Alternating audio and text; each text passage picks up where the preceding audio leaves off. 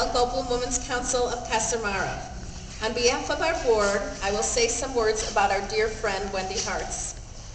Wendy led an incredibly meaningful life. First and foremost, Wendy was dedicated to her wonderful family. She was dedicated to Hashem and the Jewish people.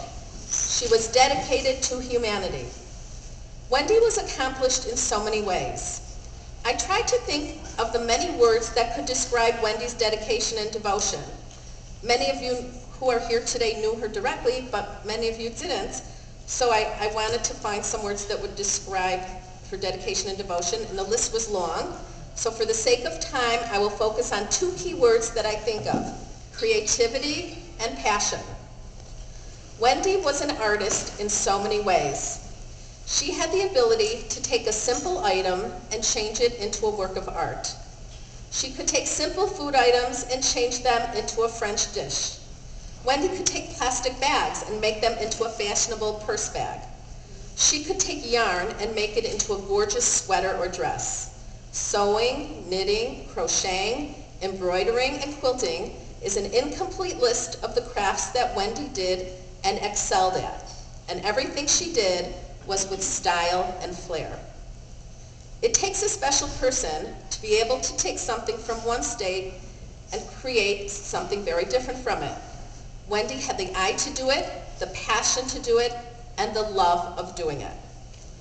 The second word I will focus on is passion. When Wendy did something, she did it passionately. She didn't just do it, she did it with a fullness of ability and heart. Wendy had a passion for people. She had a passion for cats and animals. She had a passion for nature. Wendy had a passion for crafting. She had a passion for cooking. She had a passion for gardening. She had a passion for languages and for learning. When Wendy did something, she did it passionately. She didn't just do it, she did it with a fullness of ability and heart. Wendy would take her talents and creativity and through them enrich other people's lives. Wendy not only made things for others to enjoy, she taught others how to do the crafting, and by doing that, she enriched the lives of so many. Whether Wendy was leading a knitting group at Kesser Maariv or a knitting group at a nursing home, Wendy could cater to each person's needs. That alone is a talent. She didn't teach to the group, she taught to the individual, connected to the individual, and enhanced the lives of each individual. A loss is always sad. Wendy's loss is profoundly sad. Wendy's loss leaves us with a huge hole in our hearts, yet we know that our hearts are fuller with the friendship and knowledge that Wendy filled them with. We are forever grateful to Wendy, a woman so special, talented, creative, loving, and humble above all. I would like to thank everybody who worked so hard to make today possible. A special thank you to, this list is not inclusive, but I would like to thank Sandy Moretsky, who never gives up. Sandy, where are you? She never says no. She always perseveres. Thank you, Sandy, for all of your hard work. I'd like to thank Eleanor and Jeff Greenspan. I would like to thank Faith Harris and everyone else who is helping so much to make this so wonderful. In tribute to Wendy, we are here today to hear about making our lives meaningful. Ariela Davis, our speaker, has left the warm weather of Charleston to come to the warm-hearted suburb of Skokie. No stranger to Skokie, Ariela is proud to be the daughter-in-law of Robin Davis, known to many here. Ariela is the director of Judaics at Edelstone Hebrew Academy in Charleston and the Rebbitzin of Brit Shalom Beth Israel, the historic Orthodox synagogue of downtown Charleston, South Carolina. Ariela has taught at schools in New York, Houston, Yerushalayim, and Charleston, and has been a featured speaker at shuls and Jewish organizations in various communities about topics such as Jewish thought, Holocaust, Israel, and her experiences living in Charleston. She is the editor of the OU's Shabbat Shalom newsletter, and she writes weekly articles for OU.org on Jewish thought, education, and parenting. Her articles have been published in The Forward, Ami Magazine, H.com, Mishpacha Magazine, Kveller.com, and the Times of Israel blogs. She and her husband Rabbi Moshe Davis are the proud parents of 4 children. We warmly welcome Ariela Davis.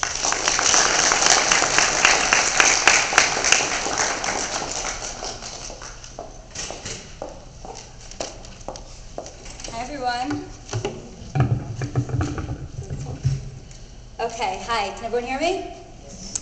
Okay, so first I want to thank Sandy Muretsky for hooking me up here, for doing everything that needed to be done to get me here today. To Rebbitzin Lazowski, who gave me such wonderful information about Wendy to really make me feel connected to the event today. And also to my mother-in-law, Robin Davis, who picked me up, is going to bring me back, and for everything she does for our family.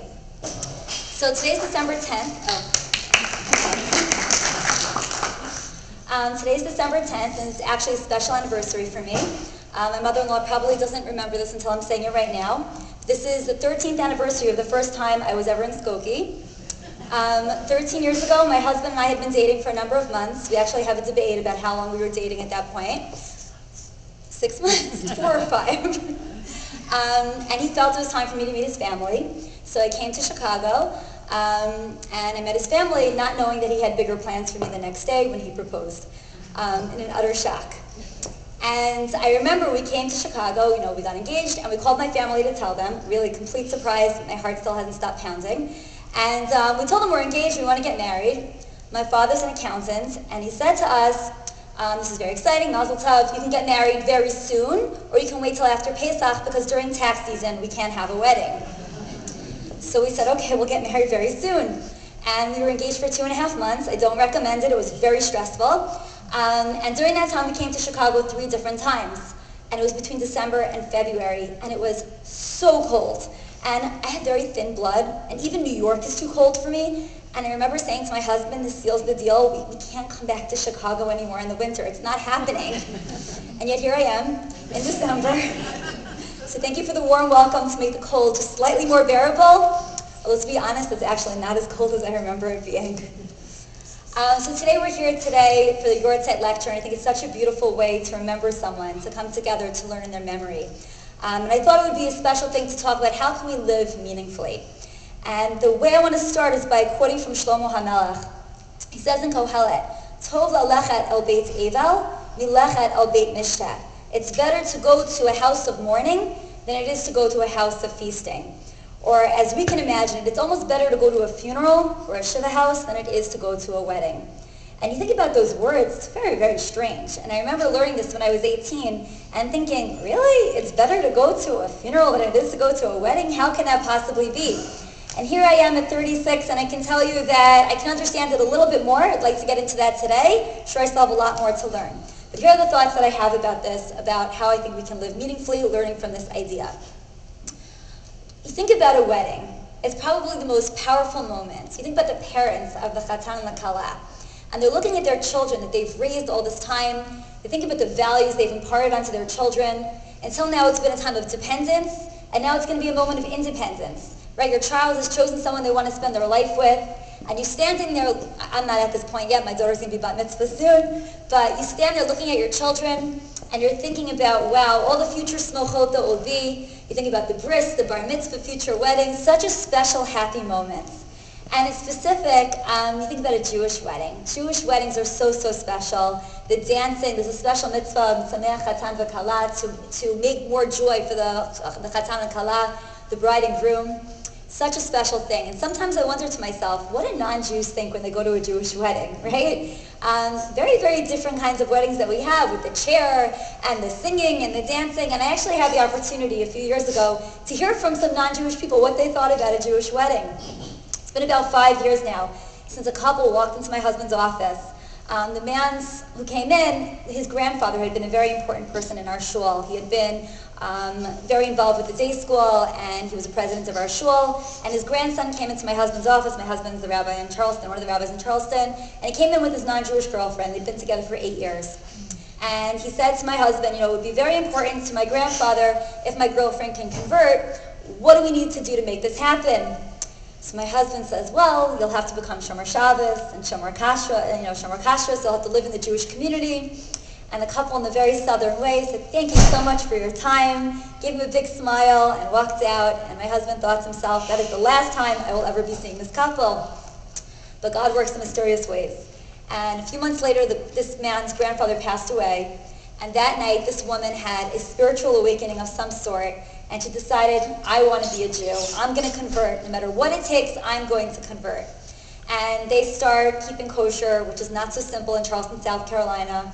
And they decide they want to live in the frum community, and they buy a house in the frum community. And slowly but surely, they start living a frum lifestyle. And what made it more difficult for them is that he worked at a company where not only had they never met a frum Jew, they had never met a Jew. There was a lot of anti-Semitism in this company. Ultimately, he lost his job for being Shomer Shabbos. But they decided they were not going to let anything hold them back, and they became Shomer Shabbos, they became frum. And after 2 years of being on this conversion path, we get the phone call from Atlanta, from the Beis Din, it's time to convert. We jump in the car, my husband, my 3 children, and I, and this couple, and we make the 5-hour drive to Atlanta. And I accompanied her when she went to the mikvah, and she came out, a radiant Jewish woman, and 3.5 weeks later they got married. And if you can't describe what a wedding like that is like. The entire Charleston Jewish community who had witnessed their whole journey and all the sacrifices they had made to get to this point were all witnessing this wedding, the special connection between the two of them together 8 years, 2 years of their journey. I can't describe to you how special this wedding was. There was not a dry eye in the room. And there were many non-Jews at this wedding, because he worked at this company where, again, there were nobody Jewish, and they could not get over it. They were just like, wow, the dancing, the singing, no one's getting drunk, like at a wedding.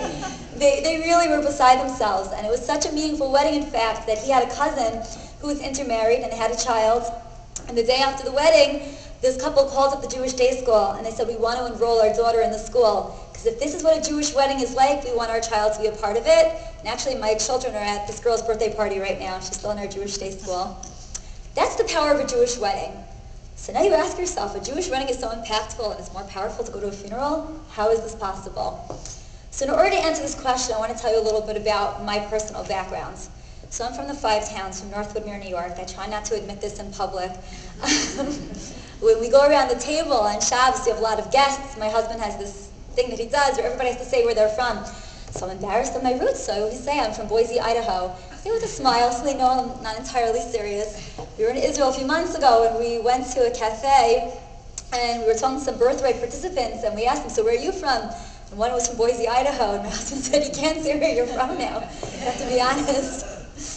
So I'm from the 5 towns, and it's like anybody who has never been, it's like the Diagon Alley of Judaism from Harry Potter.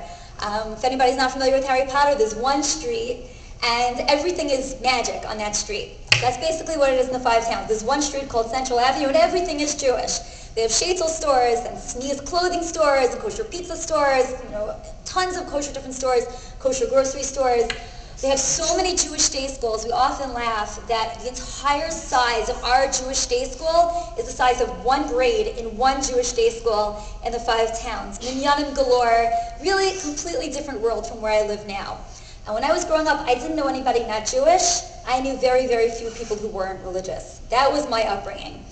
And now we laugh at my parents, when I got engaged to somebody from Chicago, my parents were like, whoa, out of town, Chicago. We teased them, they got to the airport for the Ofra 4 hours in advance, as if they were going to Israel because they didn't fly out of New York. These are my parents. All my family lived in New York, except I find I actually have a lot of family in Chicago now, which I never knew about, except for Cynthia. Then we moved to Houston, Texas, which was a culture shock for my parents, and now we live in Charleston, South Carolina, just to torture them. So in Charleston, it's a different world. So what's Charleston like? So we have 200 families in our shul. We have minyan 3 times a day. And of the people who come to the minyan, very, very few are Shomer Shabbos. On Shabbos, almost everybody drives. At our daily minyan, people come to shul, and afterward they're talking about what oysters they're going to eat now. Most of them are intermarried. Really just a very, very different kind of community, and yet they're so committed to minyan. It's really, really fascinating for me. Many people keep kosher who are not Shomer Shabbos, and to keep kosher in Charleston is a big deal. It's very difficult. There's no meat in the stores. If you want to get kosher meat, it has to be brought in from Atlanta every 6 weeks. So we live out of our freezer. If you don't have meat, oh well, you don't have meat, you can't buy meat in the stores. So it's a challenge to keep kosher in Charleston. Anybody who does it, it's not because everyone else is, because not everyone else is doing it. It's a challenge. If you have children that you want to send to a Jewish day school, there's no Jewish high school in Charleston, which means that if you want to send your kids to Jewish education in high school, it means sending them away. We actually have 2 students who are in Skokie Yeshiva right now. Most parents keep their kids home. It's a very, very difficult situation. It's not so difficult. It's not so easy to keep any kind of Judaism in Charleston. It requires a tremendous amount of mesiras nefesh. It's a challenge. And that's why when you go to a funeral in Charleston, it's a very moving experience. You stand there. Most of the funerals are gravesides. You can have 200 people standing in their graveside, and you're listening to what they say about the person. And when you go to a funeral, nobody ever talks about how much money a person had, what kind of home they lived in, how they redid it, and had the most beautiful bathrooms, their businesses. That's not what people talk about. They talk about the good things that you did in your life, the people you impacted, what kind of parents, what kind of grandparents. These are the things that we talk about at a funeral. And in Charleston, what do they talk about? They talk about the Holocaust survivor who always had a smile on her face. And it was so important for her, no matter what she went through in life, to always be smiling. They talk about a man who passed away at his Shiva house. A man came up with a letter in his hands. He said, I was the shul president, and I was dating non-Jewish women, because who else is there to date in Charleston? And I got a letter from a former shul president, and it said to me in the letter, this is not what a role model of an Orthodox shul does. He doesn't date non-Jewish women. And the fact that everyone else is doing it, this is not the way the president of a shul behaves. And he said, right then and there, I stopped dating non-Jewish women, never started again, and I still have that letter to remind me about that. We recently had a funeral about a man who lived downtown, came to shul every single Shabbos, wasn't Shomer Shabbos. One day there was a massive flood outside. In Charleston, we flood a lot, and all the bridges were closed. There were 4 people in shul that Shabbos, because most people don't live downtown. There were 3 people who were Shomer Shabbos, and there was this 95-year-old man who came in. He asked his chauffeur to drive him, and he walked into shul. He's like, it's a little drizzle. Why isn't everybody else here? These are the kind of people we have in Charleston who truly sacrifice for Judaism, and everything they say at the funeral, you know how much they sacrificed to do it. We had one woman who just passed away, also not Shomer Shabbos. For her, it was so important to light Shabbos candles. It was just really important to her. And she would invite people over so that she could share this mitzvah with them. And at her funeral, they spoke about how many women now light Shabbos candles because of this woman. That's the feeling you get when you walk away from a funeral. You feel to yourself, wow, this is what meaning is about. Am I truly living my life with meaning? Or am I living my life the way I would want a eulogy to be written about my life? Being married to a rabbi, I very often see him write eulogies. And there are some people, he doesn't have to work hard at all. He just has so much information to say, it's just a question, how can I keep the speech short? And then there are some people, it's a struggle to try to figure out what can you say about this person to really, look at the good and to really be inspiring and meaningful. When I spoke to Rabbi Lazovsky about Wendy, she had so many beautiful things to say. She told me she didn't even try to live life meaningfully. It just was meaningful. Every day of hers was meaningful. And we want to live our lives that when our rabbi is coming to write the speech for our eulogy, that everything just comes easily. There's so much to say, and we want to live our lives that way. There's a very famous story that's told, and I'm sure many of you have heard it before, but it bears repetition. Stories of a wealthy man. He told us a true story. The very wealthy man, and before on his deathbed, he said to his children, I have one last wish. I want to be buried with my socks. And his children said, okay, no problem. And after the man passed away, the children went up to the Chaver Kadisha, and they said, our father had one last wish. He wants to be buried in his socks. And the Chaver Kadisha said, we're really sorry. We know you're in a lot of pain, but every person is buried the same way in Tachrism. We don't bury anybody in their socks. It's against Jewish law. And the children said, maybe you don't understand. Our father was very wealthy, very prominent person, and this was his last wish. He wants to be buried in his socks. That needs to happen.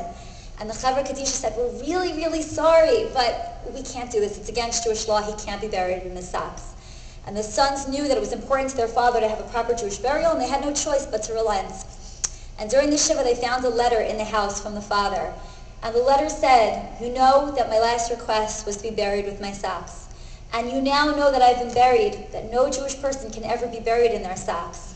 And I wanted to give you a message. As I leave all my money to you, and you're going to be wealthy men, and you're going to be prominent, I wanted you to know that the only thing you leave this world with are your good deeds. You can't even take your socks. And that's the message I want to live with you as you take all my money, as you leave, I leave you all my money now. It's said that when we go to Shamayim after 120 years, God shows us a video of our life. And we see the good and the bad and the embarrassing, all those moments that no one else saw but us and Hashem. And then we're told that we see another video. And the second video is what our life could have been if only we had used our full potential, if only we had tried to utilize every moment. And it's the greatest punishment a soul can have. And we're told the neshama lets out a shriek because now it's too late to really actualize our potential. And that's a story that's told, but there's actually a true story of this nature. And the story is told of Rav Naftali Tzvi Yehuda Berlin, the great Netziv, who was the Rosh Yeshiva of Volozhin. I believe Rav Aaron Soloveitchik of Chicago fame has connections to the Netziv. And in Charleston, we love the Netziv because in one of his svarim, one of his first questions that he answered was actually to the community of Charleston. Charleston's a very old community from the 1600s. And one of his first questions are actually written to the community of Charleston. But when the Netziv finished writing his book, the Emek She'ela, he gave a very big siyum. Again, this is also a very famous story. I apologize if someone's heard this before. But he gave a big siyum, and he said, I want to explain to all of you why I'm giving a siyum, why I'm giving a party on completion of this book. He said, when I was a little boy, I was very mischievous. I was not one of those students who listened attentively in class. I was one of those students who had many, many creative things to do in class rather than listen to the teacher. I'm an educator. I have many such students. And today with everybody having an iPad, there are many, many more creative ways kids can use their class time other than listen to the teacher. So he said he used to sit in class and do many, many other things, and he was that student who would get their report card home saying he has such potential, but he's not using it. And one night he's lying in bed and he hears his parents talking. And his parents are saying to each other, listen, we send him to school every day and it's just not really working. And that was the time when not every kid got to go to school. Many parents kept their children home to help out at home because it was hard to make a parnasa, and the children would help out, being an apprentice, bring in some kind of money to help out the family. And only the very gifted students got to go to school. So they said, listen, Naftali Tzvi Yehuda, we'd love for him to become a Talmid Chacham. It's not working. We're going to take him out of school. He'll be a shoe apprentice. He'll be an honest Jew, and it'll be fine. It'll be okay. And of course, Naftali Tzvi Yehuda Berlin is listening to his parents because that's what mischievous children do when they're supposed to be sleeping at night. And he runs out of bed and he says to his parents, no, give me one more try, just one more chance. And his parents say, sweetie, not everybody's meant to be a student. It's okay, you'll be a shoe apprentice, and as long as you're an honest Jew, that's okay with us. And he realizes everything he's losing. And he says to his parents, no, please just give me one more try, I'll try. And his parents relent, and they let him go back to school. And of course, the rest is history. He becomes the Rosh Yeshiva of Yeshivas Volozhin, and he writes the Emek Davar and the Emek She'ela. And now turning to all these people who have come together for this siyum, he says to all of them, what would have happened after 120 years? I would have gone to Shamayim, and Hashem would have said to me, Nu, where's the Emek Davar? Where's the Emek She'ela? And he would have turned to Hashem, and I don't want to be disrespectful, you're God, I'm just a man, but I think you're mistaking me with someone else. I didn't write books, I made shoes. And God would have said to him, but look what you could have accomplished if only you would have paid attention, if only you would have tried. And I think what we're learning from Rav Naftali Tzvi Yehuda Berlin is that sometimes we have a fork in the road in life, and we can choose the more meaningful path, or we can choose the easier path. We want to be on a diet, we want to lose weight, and that cookie is beckoning to us, and we have two choices. We can say, it looks really good, I'm going to eat it, or we can use our willpower and not eat it, which is going to take us down the path we want to be, obviously not eating it, but that means that we have to think long term. We want to be a more learned person. There's a class that we want to go to, but it's cold outside, and in Chicago it can get really cold outside. And we ask ourselves, do I want to be learned, or do I want to take the easier path? And if we want to really make of our lives what Rav Naftali Tzvi Yehuda Berlin did, that means that in those forks in the road, we have to take the more meaningful path. But this is all begadol. This is all in general. How can we take these ideas and put it into our everyday lives? Because we all agree with these ideas in theory, but then life gets in the way. And how can we bring this into our everyday life? So I want to discuss 3 different possibilities, 3 different ways that we can bring all of these ideas into our everyday life. And the first one is visualize your fork. What do I mean by that? So we have big forks in life, right, like Robert Frost's poem, and we have small forks in life, the everyday decisions that we have that are sometimes the ones that really dictate which way our life is going to go. We're about to enter the time of Hanukkah, right, the story of the Maccabim. And the story of the Maccabim is really an amazing story, but the problem is that we all went to kindergarten. And we have what's called a kindergarten complex, which means that we've been messed up by hearing the same stories over and over and over again. They've lost their impact. When I first got to Charleston, I was cleaning for Pesach one year, and I had a cleaning woman who was helping me. And she says to me, you know, I watched a movie the other night, and it was the most amazing movie. It's called The 10 Commandments, and it was the most amazing story. It's about the Israelites. They were in Egypt, and they were slaves, and it was awful. And what happened? Moses came, and he asked Pharaoh to let the Jews go out, and Pharaoh said no. And then there were these 10 plagues, and blood, and frogs, and etc. Amazing! And then Pharaoh said, let the Jews go. So they left, but then the Egyptians were chasing them, and there was the Red Sea, and the Egyptians, and they didn't know where to go. And then God split the Red Sea, and the Jews go through the Red Sea, and the Egyptians are chasing them, and then the Red Sea comes, and it crashes on top of the Egyptians, and the Jews were saved. And I'm looking at her, and I'm trying to be kind, and I don't want to say to her, you just heard this story now? Okay. Right, you never read the Bible, you never saw the 10 Commandments, but you know the Prince of Egypt, more modern story, you've never seen that. But then I stopped and I thought to myself, she's right. It is an amazing story. But we've heard it so many times that it loses its impact. And the same is true of the Maccabim. You know, we learn, there was the few, and they won in the hands of the many. But think to yourself, the Maccabim were not like big, strong warriors. Who are these people? They're skinny, white yeshiva students, right? They're learning Gemara all day long. They're not big warriors, right? It's like, imagine the major Greek army comes into this room right now, and they're about to attack us, and we all fight back, right? We couldn't win against the major Greek army. It's a crazy story. But what's truly crazy about this story? Not as much that they won, but that they even tried. What were they thinking, right? If you think about it, what were they thinking? And what they were thinking is this. They were thinking to themselves, the Greeks have told us that we can't learn Torah. And they've told us that we can't have Rosh Chodesh. And they've told us that we can't have Bris Milah. And we can't live like this. We don't have a choice. We have to fight back. Because if we don't even try, what's going to be of Judaism? And so they fought. And so they tried. And that's part of the miracle of Hanukkah. Not as much that they won, which was God, but the fact that they even put in the effort to try. A few years ago, there was a big blackboard, or whiteboard, whatever. It was put up in New York. And a question was posed on there. Looking back at your life, what are your greatest regrets? And people, random strangers, wrote their answers on this board. And what most of them wrote were not things that had happened to them, but that they had had great dreams in life and that they never pursued them because they thought they couldn't do it. Now that they look back, they wish they had even tried. Let life smack the door in our face, but let's not blame ourselves for not even trying. And those were their greatest regrets. These parashiyot that we read right now always fall out during Hanukkah. And if I were to ask all of you, who's the protagonist of all the stories of Yosef and his brothers, who would you tell me? Who? Yosef. Anybody disagree? Anyone? Yes? Yehuda. So you're stealing my answer. Okay. Most of us, including Broadway, would say Yosef, right? Okay, so let's make the case for Yehuda. So there's a parak in this parsha. There was a parak we just read this week's parsha that we did not learn in school. For anybody who went to a Jewish day school, you probably did not learn this parak either. It just fell out of the Chumash. We just skipped over that parak that day because we didn't have enough time to learn because it's an R-rated parak. But it's a very, very important parak if you want to understand what's actually going on. So let's go through very quickly what happens. We have Yosef, right? And Yosef's brothers don't like him because he has dreams of grandeur, and for some reason he decides it's a good idea to share these stories with his brothers. And first they decide they're going to kill him, and then they decide, no, we're not going to kill him. But then Reuven says, hold on, let's not kill him, let's just put him in a pit. Because Reuven's the oldest. Rashi says this, Reuven's the oldest, and he knows what's going to happen.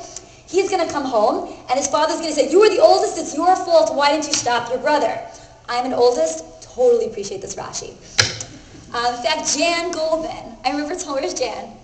Jan told me something that I repeat to many, many people. Jan taught kindergarten and first grade for many, many years.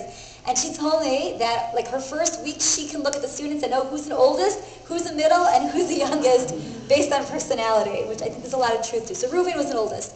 So Reuven says, let's put him in the pit and he'll save him from there. And then Yehuda says, you know what, let's not kill him. What should we do instead? Let's sell him to slavery. And the brothers do that. Okay, so we tell the story of the brothers, not such a beautiful story. And then we move to a non sequitur, like totally, what is this doing here? And we move on to the story of Yehuda. Yehuda is married to a woman named Shua or Bat Shua, she's referred to both by the Torah, and they have 3 sons. And his oldest son marries a woman named Tamar. and they don't have children, and the son dies, and there's a special mitzvah called Yibum, which means that if there's a couple that doesn't have children, we don't really do this nowadays, we use something else instead, but if a couple's married and the man dies and they don't have children, then the woman marries the second son. And so Tamar marries the second son. And the second son also dies. So then Yehuda says, okay, really the mitzvah is that Tamar should marry my third son, Shelah, but the problem is Tamar seems like a bad luck charm. I don't know if I really want to keep her as a daughter-in-law because I may not have a son afterward. So he tells Tamar, you know what? Shelah is very young. Why don't we wait until he grows up, and then let's see what happens. And Tamar says, okay, fine. But the years pass. Yehuda's wife passes away, and Shelah grows up, and Yehuda doesn't pass Shelah on to Tamar. And Tamar, like every Jewish woman knows, what does she have to do? She has to take matters into her own hands. So she does something a little crazy. She covers her face so Yehuda won't recognize her, and she stands by the crossroads where she knows Yehuda is going to pass. And Yehuda thinks she's a prostitute, and he wants to have a relationship with her. And she says, okay, how are you going to pay me? And he says, I'll give you these 3 items of collateral. And she says, fine. They do the deed. Tamar becomes pregnant. And she goes back home, and he doesn't know this was his daughter-in-law. And Jewish word spreads very, very quickly, especially when it's like, Lashon Hara. So everybody tells Yehuda, your daughter-in-law is pregnant. And Yehuda is like, what? That's terrible. She's a harlot. We have to burn her. And they take Tamar to burn her, and the whole community is coming around to watch what happens. This is in the Torah. If you don't believe me, you can look it up. And everybody's coming to watch. And Tamar says, I have 3 items here. Please give these to Yehuda and tell him that the man that impregnated me is the owner of these items. She doesn't want to embarrass him. She's taking a risk because he may not admit it, but this is the way she spreads the message. And Yehuda has 2 choices. He can pretend like he has no idea what she's talking about, or he can admit it. And one of the most powerful words for a woman, in the Torah, he says, Tzad kamimeni, she's right. And Yehuda marries her, and they have twins. And from that relationship comes Mashiach, comes David HaMelech, and from there comes Mashiach, which teaches you that even if you sell your brother, but you admit your wife is right, Mashiach can come from you. Anyway, the story continues, right, as we read in this week's parsha.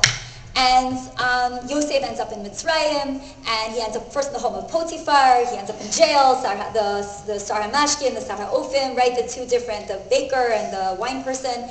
And he interprets their dreams. He ends up in the home of Paro. He ends up being the viceroy of Egypt. And the brothers come down. They have no food. They come down to Egypt. They need food. Yosef takes Shimon captive, and the brothers go back to their father. And Yosef wants Binyamin to come down. And the brothers know this could be bad, because all these years the father's been so sad because he's missed Yosef. And now Binyamin, the only other child of Rachel, he's not going to send Binyamin down to Mitzrayim. And the brothers say, but Shimon is captive, but we have no food. Please, we need you to send down Binyamin. And Yaakov's like, no, I'm not sending down Binyamin. And Reuven says, if I can't bring down back Binyamin, I will kill 2 of my 2 children. And Yaakov says, I'm the grandfather. You think I want to lose my 2 children? You think I want you to kill your children? No, thank you. And Yehuda steps up, and Yehuda says, I will lose my Olam Haba if I don't bring down Binyamin. And Yaakov agrees. And what we see is that they all go back down. And now Yosef tries to take Binyamin captive, but Yehuda will have nothing of it. And he stands up to the viceroy of Egypt, and in the most powerful moment, Vayigash Yehuda approaches Yosef, not knowing this is his brother, and says, I will not leave without my brother. And what are we seeing here? We're seeing this character who sold his brother to Egypt. He was the one who had the idea, who's doing complete tshuva, who is completely stepping back from who he used to be, and is taking accountability and is saying, I'm not leaving without my brother. No matter what happens to me, I don't care. I'm not doing this to my father again. We see a complete about-face of who he was. And what we learn is that's what a Jewish leader is. A Jewish leader is someone who has failure and then stands back up and gets back on the horse and says, I'm going to keep trying. I'm not going to give up. I'm going to keep trying to be who I want to be. And in fact, we read Sheva Yipol Tzadik V'Kam. What is a Tzadik? A Tzadik is a person who falls 7 times and then gets back up. And what's interesting is you look at who comes from Yehuda, David HaMelech. If anybody ever wants to look at a very interesting ancestry, you look at the genealogy of David HaMelech. It is very, very sketchy.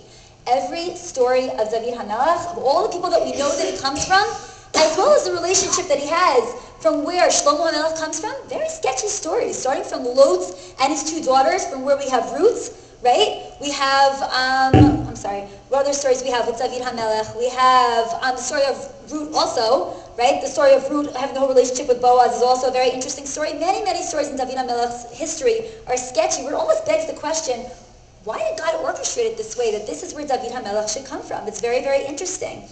And Rabbi Yosef Soloveitchik, not of Chicago fame, says a very beautiful idea. He says there were two kings of Israel, and both sinned, and both admitted it. One lost the kingship, and one did not. Shaul HaMelech, Saul, sinned. He was told by Shmuel to kill all of Amalek, everyone, including all of the animals. And he delayed. He killed everyone in Amalek, but he did not kill the king, and he did not kill the animals. And when Shmuel came to Shaul, and he said to him, "No, you messed up. You didn't do what I told you to do." Shaul said, "Well, no," and it took him a while to admit his sin. And then Rabbi Soloveitchik contrasts that with David HaMelech. David HaMelech, we know, has this interesting incident with Bathsheba. And when Natan Navi comes to approach him about it, and he gives him a whole parable to explain maybe what he did wrong, immediately David says, "Chatati LaHashem, I sinned." And says Rabbi Soloveitchik, the fact that David HaMelech was willing to admit what he did immediately, that's why he kept the kingship in his family. Very similar to Yehuda, someone who's willing to fess up to what they did wrong, and who's willing to correct his path. And we learned a very interesting idea of Ein Hadavar Taloi Alabi, that when we're looking to be a good person, we can't put it on anybody else. We have to take ownership upon ourselves and say to ourselves, whether I want to be a good person is really up to me. So that's number one. Visualize your fork. Every part of your day, ask yourself about your choices. Am I making a meaningful choice? Am I making a choice that's perhaps not so meaningful? And how can I stand up and take responsibility so that I can make my life more meaningful? That's number one. Number two, make each day count. I was just on United. I really highly recommend JetBlue over United. JetBlue has much more room on the seats, and the TV is free. United, I keep watching the same thing over and over again, and what it keeps saying is DirecTV, don't miss a second, right? There's a new thing also about iPads, that iPads help you kill time. You think about these concepts, don't miss a second of TV, right? Because what will happen to you if you miss a second of what was on TV? Or kill time with iPads. We live our life sometimes just trying to get through. We have a calendar, right? And sometimes we're so busy thinking about, I'm so excited for Sunday, I'm so excited for Shabbos, that we're crossing days off our life instead of trying to do the best we can to maximize our time. Judaism, how do we believe we spend our days? We start every day by saying, Modani lefanecha, thank you Hashem for this day that I have. Because we realize every day is the potential to make something great of it. You know, Judaism, days start at night, right? The Jewish date always starts at night. That's why Shabbos, Friday night, Hanukkah, we light our candles at night. The date always starts at night. Why is this? Many answers for it, but one answer that really speaks to me is it all depends on how you look at sleep. Sleep is two options. You can look at, I had a crazy, crazy day, I see my bed and I crash, or you can look at it as I start my day off with sleep, and it energizes me to be able to continue my day. And that's the whole concept of the Jewish date. It starts at night. I sleep at night in order to get the energy to continue the rest of the day so that my day can be effective, that my day can be powerful. We say on Yom Kippur a beautiful, we say a tefillah, which Rabbi Yisachar Franz gives a beautiful interpretation of. He says, we say, Elokai ad shelo notzarti eni kedai. We say, God, until I was created, I was nothing. And then we say, V'achshav shenotzarti ki'ilu lo notzarti. But now that I've been created, it's as if I'm not even here. What does this mean? So Rabbi Franz says that each of us, before we were created, there was no need for us to be on this earth. God felt like, there's no point for me to be here. Whatever I have to give to this world is not needed yet, and that's why I wasn't created. But when we're created, then God's saying, whatever unique talents and challenges you have are meant to be on this earth for a specific reason. And therefore, when we're created to be here on purpose. And what's the whole idea? What we say on Yom Kippur, we say, but now that I've been created and God wants me to be here, how am I spending my time? Am I spending my time killing time on iPads, watching movies, whatever we do to fill up our time, social media, speaking Lashon Hara, whatever we do to fill our time? Or am I really thinking to myself, what are my talents and how can I make the world better? And I think very much what Rebbe Lazovsky told me about Wendy, where she told me that she was an incredibly crafty person. And I think had I met her, I would have been very intimidated because I can't thread a needle to save my life, which is why I have my mother-in-law who has taught my children how to sew because I don't know how. But I was listening to what she was telling me, and not only was she crafty and knew how to sew and knit, and I don't think yarn is a verb, right? But things with thread. But what did she do? That she taught classes in the shul, and that she worked at a nursery. She brought this into a nursing home to help people make their time creative, to find joy. That's such a beautiful way of taking the talents that God gives you and saying, okay, I'm artistic, but doing it with a mitzvah. I thought that was such a powerful thing that Rabbi Lazovsky told me, and I think it's such an important idea that we all have to ask ourselves, what are the talents that each of us have? We all have things we'd rather be better at. We also have talents that are unique for us. And to ask ourselves, with those talents, what am I doing to impact the world? Because God creates all of us with a purpose. And am I fulfilling that purpose? And the last idea, again, the first one was visualizing your fork. Number 2, make each day count. And number 3 is perspective. In Charleston right now, it is not snowing. There's a rumor starting that it's snowing in Charleston. It's snowing everywhere else but Charleston. And my kids are very upset because 2 of them have never seen snow. They think it's like this magical power. And they're very upset that it's not snowing. But this morning when I woke up, it was 34 degrees, which is the coldest it's been in Charleston this year. And everybody was talking about how cold it is. And I looked at my phone to see what the weather was in Chicago, and I saw last night it was 18 degrees. Perspective changes a lot. I remember walking to my car this morning and thinking, I can't complain about it being cold, because if it's 18 in Chicago, it's like a sauna in Charleston, right? Everything is about perspective in life. Jewish people are referred to as Yehudim, right? Which of the Shvatim are we named after? We're named after Yehuda. We're not Reuvenim. We're not Yosefim. We're Yehudim. Why is this? So if you look in the Torah about why Leah names her children, she says about Yehuda, Hapam odeli et Hashem. Now I thank Hashem. And what are Jewish people? Jewish people are people who always have to see the positive, because we wouldn't be here if we didn't look at the positive. Let's think about the story of Hanukkah. What's the whole story of Hanukkah? Putting the war aside, the Jewish people walk into the Beit HaMikdash. The Beit HaMikdash has been defiled. There was a pagan there. Everything is destroyed to the point that they only find that one little jug of oil. And everything has been destroyed. And the story of Hanukkah, which way do we focus? Do we look at it as, wow, look at the destruction. Look at so many people who died. Or do we say, wow, they found a jug of oil. And from that we have 8 days. They look at this miracle of how the oil didn't last 1 day, it lasted 8. We take the small things and we make a whole holiday out of it instead of looking at the negative. Anybody here, I don't know if everybody says all the stanzas of Ma'us Sur. In my family, this was a big minhag. We all said all the stanzas. My husband's family, they said the first paragraph. Most people say the first paragraph. Now my husband's brought it into the shul, and they all have to stay there while they sing all of them because we really like it. And the few people in our community who are Shomer Shabbos from birth are like, what is this? Like, who knew there was more than one? But if you read all of the paragraphs, they're so powerful. The first one is talking about Paro, and about how Paro enslaved the Jews, but at the end Hashem saves us. And then we talk about how the first Beit HaMikdash was destroyed, and we were taken into Galut, we were taken into exile, it was so depressing.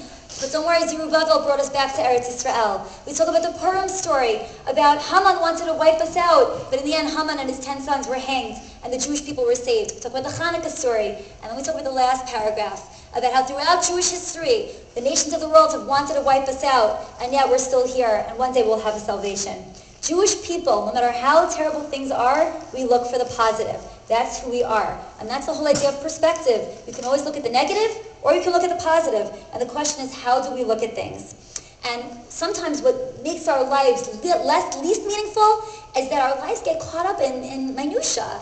Right? I live you would think I should live a very inspirational life. I work in a Jewish day school. My husband's a rabbi. Even in these fields, it can get very dealing with minutia. But you look at life, it's full of laundry and work and waking up early, cooking, 3-day yontifs, cooking. Where's the meaning in this, right? A friend of mine once told me she has 6 children and she works and she does a lot. And she says to me, when I'm doing laundry, you know what I tell myself? I tell myself that I'm doing a mitzvah. And this was very meaningful to me because laundry is my pet peeve. Because you work so hard at it. It goes from the washer to the dryer to folding and sorting. And the next thing you know, there's another pile by your feet. And it's like, people, stop wearing your clothes. Walk around naked, it's fine. But just don't wear clothes anymore. And I sometimes think to myself, it's like Pitom and Ramses. In Shmot, they talk about what was the punishment for the Jewish people. They were slaves and they had to build cities on top of quicksand. So they wouldn't feel a feeling of accomplishment. That's laundry, right? So that's laundry. But if you tell yourself you're doing a mitzvah, it can change anything and give it meaning. Whenever I go to Starbucks, and I try not to go because it's so expensive, but when I go to Starbucks, I always think to myself, this woman or man who's taking your order, first of all, how do they always remember their orders? Like, it's amazing. My sister-in-law has the most complicated order, and my brother-in-law, both of them, have the most complicated orders ever. And these people will remember orders. It's an amazing thing. But if you think about what they're doing, to them it must be so monotonous. Take an order, write on the cup, take your money, next, all day long. But what are they really doing? They are keeping the rest of the world awake. Today, I'm online at the airport, and there's two people from the U.S. Army, and every time I'm there, I always tell the Starbucks lady, it's amazing, because without you, the rest of us wouldn't function. There would be no laws written, no brain surgery happening, no wars to be fought, because we all need our coffee to survive. And it's all about perspective. It's all about how we look at our lives. Can we find meaning in what we do every day, or do we just want to say, no, this is just nothingness? It all depends on our perspective. I want to end off by telling a story that I just heard that I thought was just absolutely mind-blowing. It's the story of a man named Witold Pilecki, who was a Polish soldier, not Jewish. He fought in a Polish war before World War II, and then when World War II came out, he fought in the resistance, part of the Polish resistance. And after a while, they heard about a place called Auschwitz, and they didn't know much about it, but they knew it was bad. And he decided to get himself captured willingly so he could find out more about Auschwitz and get the message out to the world. And so he was captured, and he was brought to Auschwitz, and people all around him were executed, and he was tortured, and he was beaten, and he went through everything we know happens in Auschwitz.